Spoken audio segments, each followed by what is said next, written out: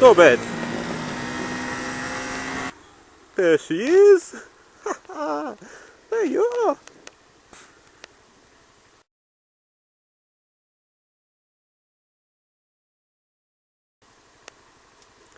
Yes, I dropped my my remote control. God, that was lucky. Oh, nice to see you again. It's nice to see you again. Hello, everyone. Well, that was a lucky escape. I just done a vlog, wasn't happy with it, drove off, rode off, and I left this on the floor. Wow, and it still works. No one's run over it. In this video is going to be some advice from me.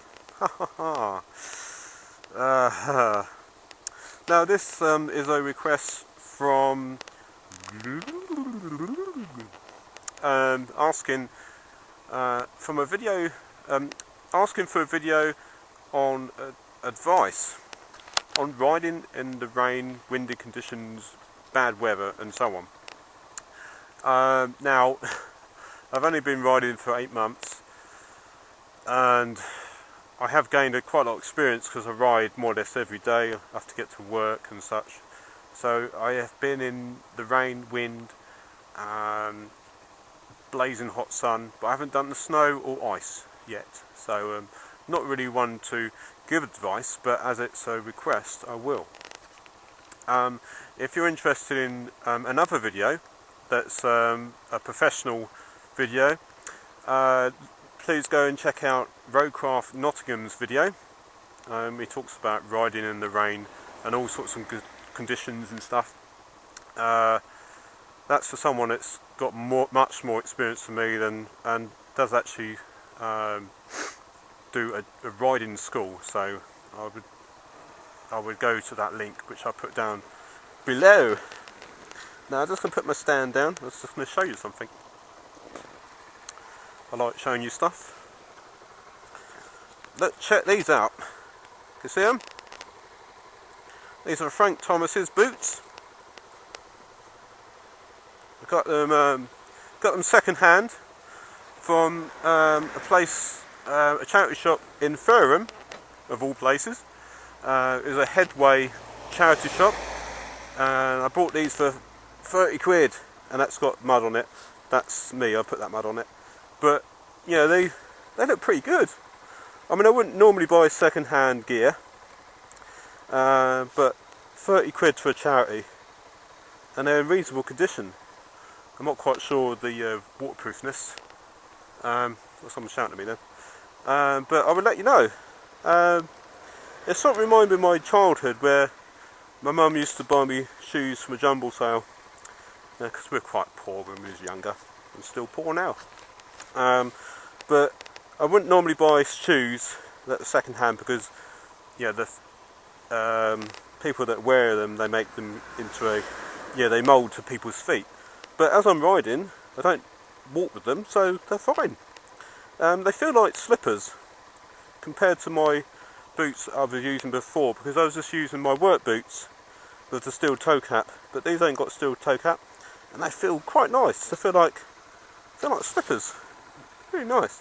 It took me about 10 minutes to get used to the pedal, getting used to the position, another position, but they're great, they're brilliant. And also I've helped out Headway, which I've done on Roadcraft Nottingham's video competition camera thing. I didn't win, but it's all taking part and also helping raise money for a charity. I'd like to congratulate the winners, in particular Margie, for that USB thing. Well done, girl. That is Mrs. Blanty Blah, for those who don't know. Well done to her. Now I'm going to get on with the video. Now I've got my remote control back. It's all zipped up now. So let's get on with this video. This is only my advice and stuff that I've learned over the past 8 months or so. And right, what you see here is leaves. They're dangerous as well, very slippery. If you can avoid them, then do that. If you can't, you've got no choice, then don't do anything harshly with your bike, lean it, brake, accelerate, because it just slip out. That's what I've learnt anyway, because they're quite slippery. Anyway, let's get on with this show. After all, it is a bit of a show. Anyway,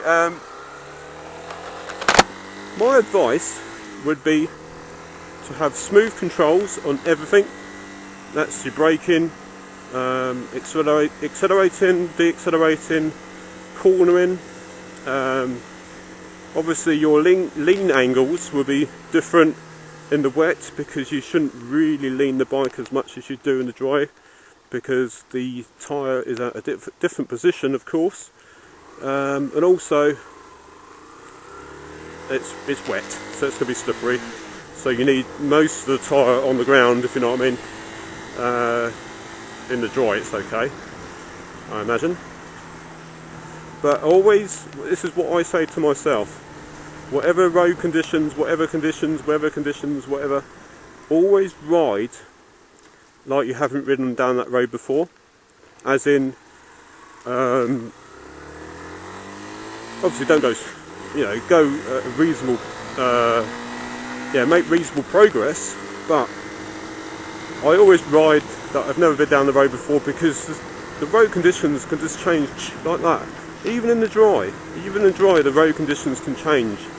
I mean, the road that you go down every day, for example, you might get to a corner, think, yeah, I'll lean the bike, whatever, and someone has just deposited a load of oil all over that corner for whatever reason.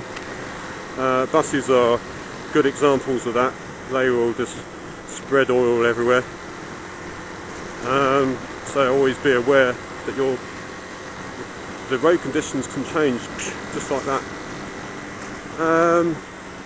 Going back to the rain, not the rain, but the rain. With the braking, it's always 50-50, front and back.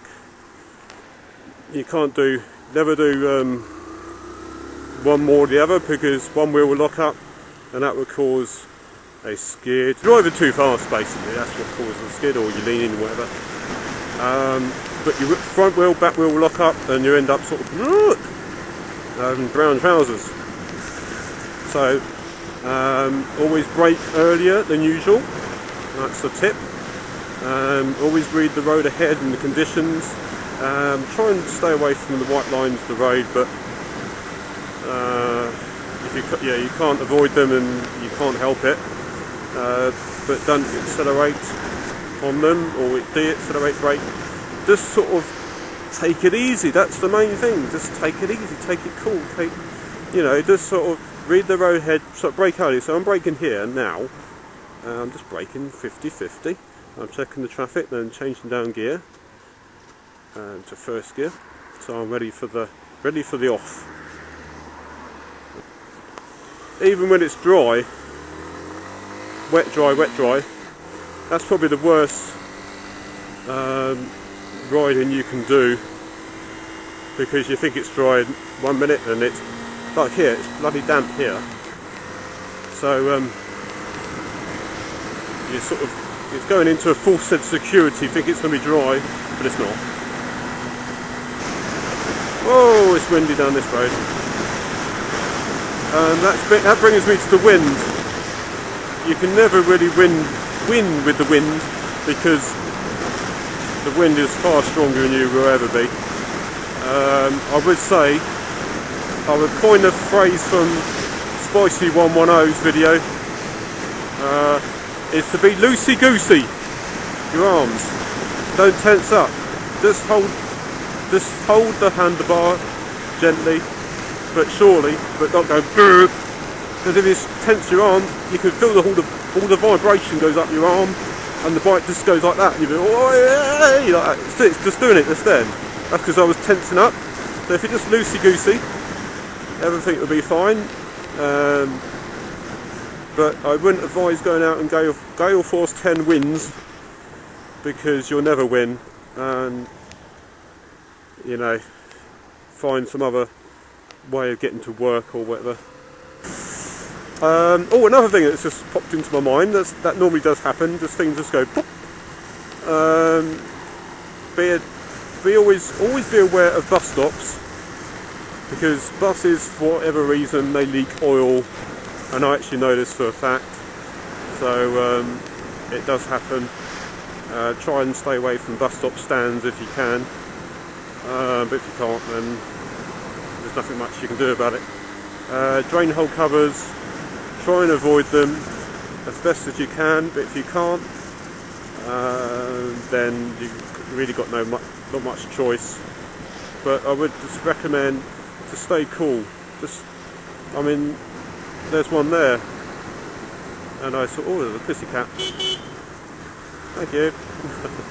Wherever you ride, you're going to get slippage, because that's just the nature of you're on two wheels, basically. You're balancing on two wheels, so you can have the occasional slip anyway, but you always try your best to avoid them if you can. But just be aware of them, but don't go out your way to avoid them, because you end up going over them, guaranteed. Always look straight ahead.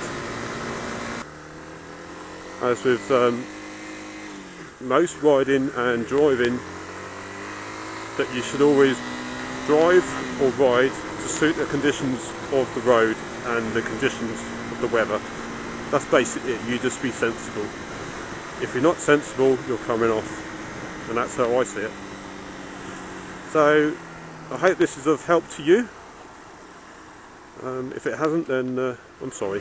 Whoop. See, there's a bad example there of what I did. I actually changed down gear and brought the clutch up a bit too quick. Now if that was wet there, the back wheel would have twitched. Yeah, avoid that road sign, because I know that one's a bit slippery. Anyway, that's enough for me, and as I said, I hope this video is useful, and just remember, stay tuned, stay cool, of course ride safe, and look after your remote controls. Don't leave them on the road. Catch you later.